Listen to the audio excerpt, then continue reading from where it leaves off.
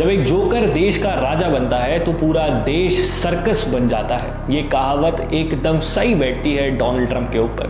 नमस्कार, मेरा नाम विनम्र है और आप देखना शुरू कर चुके हैं हमारा रोजाना का कार्यक्रम लाल बत्ती।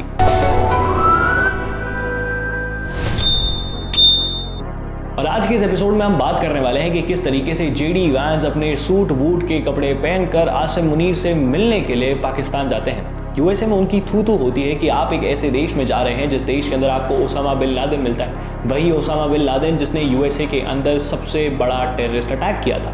लेकिन फिर भी वहां पर यूएसए ईरान के ऑफिशियल जाते हैं।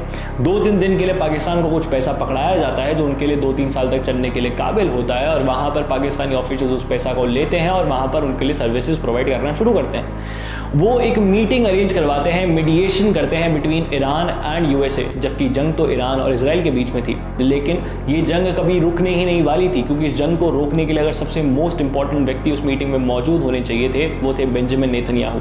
वो वहां पर मौजूद ही नहीं थे। हाँ, डोनाल्ड ट्रंप, जेडी वैंस, भले ही जेडी वैंस वहां पर मौजूद हो, डोनाल्ड ट्रंप यूएसए में मौजूद हो, लेकिन फिर भी ये वॉर अगर रुक सकती है तो सिर्फ और सिर्फ बेंजामिन नेतन्याहू के कहने पर ही रुक सकती है। ये सारी चीजें देखी गई और अंत में कंक्लूजन क्या निकला? डोनाल्ड ट्रंप अपने ट्रुथ सोशल पे पोस्ट डालते हैं और कहते हैं कि वो भी अब स्ट्रेट ऑफ हॉर्मुज को चोक कर देंगे, ब्लॉक कर देंगे। वाह, जिस स्ट्रेट ऑफ हॉर्मुज को खुलवाने के लिए आप गए थे, अब आपका प्लान, आपकी फॉरेन पॉलिसी ये कहती है कि अब आप भी उसको ब्लॉक कर दीजिए। क्यों? क्योंकि आप ये करना ही नहीं चाहते कि किसी और देश के लिए स्ट्रेट ऑफ हॉर्मुज खुला हुआ है और किसी और देश के लिए बंद है, और जिसके लिए बंद है वो आपके अलाय है, वो भी आपको अलाय मानते हैं, यानी यूरोपियन वर्ल्ड।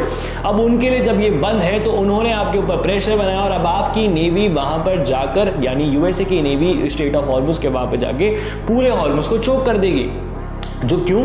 क्योंकि ईरान ने जो रशिया, चाइना, इंडिया, पाकिस्तान और बाकी कुछ कंट्रीज के लिए अलाउ कर रखा था कि आप अपने तेल को यहाँ से लेकर जा सकते हैं, एलपीजी सिलेंडर्स को यहाँ से लेकर जा सकते हैं, आपके ऊपर कोई टोल नहीं लगेगा, यू कैन ईजिली आप इसको यूटिलाइज कर सकते हैं। वहां पर अब यूएसए चाइना के ऊपर प्रेशर बनाकर इस जंग को रुकवाना चाहता है, जो सेम चीज उसने भारत के साथ करी थी। जिस तरीके से भारत के ऊपर टैरिफ लगाना, भारत को धमकाना और रशिया को इनडायरेक्टली ये बताना कि भैया हम आपको नहीं रोक सकते तो हम आपके दोस्तों को रोक लेंगे। जहां पर आज इस पॉइंट ऑफ टाइम पे यूएसए ईरान को नहीं रोक पा रहा है, वहां पर यूएसए क्या कोशिश कर रहा है? वो चाइना के ऊपर प्रेशर बना रहा है, क्योंकि चाइना जो ईरान से तेल खरीदता है, चाइना जो ईरान को सप्लाई में वेपन्स पहुंचाता है, इंफॉर्मेशन पहुंचाता है, इंटेलिजेंस पहुंचाता है, वो पहुंचाना छोड़ दे।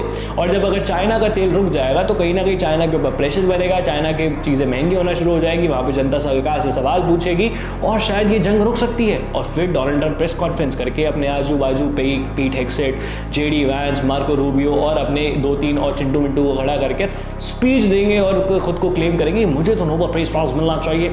ये सब चीजें चलती रहेंगी। खैर, ये सारी बातें यहीं पर नस्तेनाबूद हो जाती है जब आप पाकिस्तान जैसे देश के अंदर, जिसका खुद का कोई इतिहास ही नहीं है, वहां पर जाकर आप पीस डील करने गए हैं। जब 7:30 बजे ये वीडियो अपलोड होगा तब उस पॉइंट ऑफ टाइम पे यूएसए की नेवी स्ट्रेट ऑफ हॉर्मुज को ब्लॉक कर देगी, चाइना के ऊपर एक प्रेशर बन जाएगा। इनफैक्ट डोनाल्ड ट्रंप ने फॉक्स न्यूज को इंटरव्यू देते हुए ये चीज भी कही है कि अगर चाइना ईरान को वेपन दे जाता है और हमें पता चल जाता है, मतलब इस पॉइंट ऑफ टाइम पे पूरी दुनिया जानती है कि ईरान जिस तरीके से रिटेलिएट कर रहा है, रशिया, चाइना उसके पीछे है।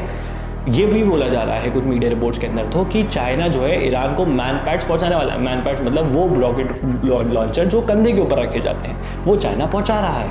ये सब चीजें पूरी दुनिया की मीडिया क्लेम कर रही है, लेकिन डोनाल्ड ट्रंप खुलेआम नहीं बोल सकते ना, इसलिए आपने बोल दिया कि चाइना के ऊपर 50% टैरिफ लगा देंगे।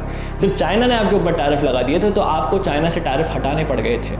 आप ये क्यों भूल जाते हैं कि आप एक ऐसे देश के प्रेसिडेंट हैं, राजा हैं, जिस देश के अंदर जो है ड्रग्स लेना एक नेशनल हैबिट बन चुकी है, एक पूरा स्पोर्ट हो गया है उनके लिए कि कौन कितने बेहतर तरीके से कंज्यूम कर सकता है ड्रग्स को। वो यूएसए के अंदर एक कल्चर है। स्कूल के अंदर मासूम बच्चों को घुसकर मारना सनकी लोगों द्वारा, ये यूएसए में कल्चर बनता जा रहा है।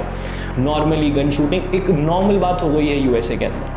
वो एक ऐसे देश के प्रेसिडेंट हैं, आपकी हॉलीवुड मूवीज भले ही सॉफ्ट पावर के जरिए दुनिया को बता दे, लेकिन आपकी मिलिट्री किस तरीके से टिकी है ईरान के सामने, वो पूरी दुनिया ने देखा है। इनफैक्ट यूके ने भी मना कर दिया है कि हम यूएसए की कोई मदद नहीं करने वाले हॉर्मुज को ब्लॉक करने के लिए। हाँ, हम यूएसए की मदद कर देंगे माइंस को हटाने के लिए, जो ईरान भूल गया है कि उसने कहाँ पे सी माइंस बिछाई थी, हम उसमें मदद कर सकते हैं।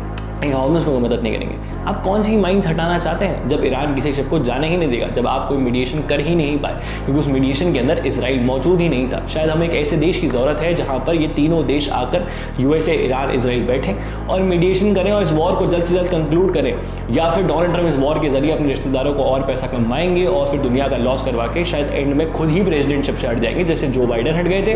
फिर एक नया राष्ट्रपति जब चुनाव लड़ रहा होगा तो बोलेगा कि मैं एक दिन में वॉर रुकवा दूंगा, मुझे इलेक्ट करिए, और डोनाल्ड ट्रंप का जैसा वापस से कोई नमूना हमें देखने को मिल सकता है। बाकी आप लोगों की इसके ऊपर क्या राय है नीचे कमेंट बॉक्स में लिख के बताइएगा। इस वीडियो को शेयर करें, ज़्यादा लोगों तक पहुंचाएं। जय हिंद, जय भारत, भारत माता की जय। हाँ, पानी बचाएं।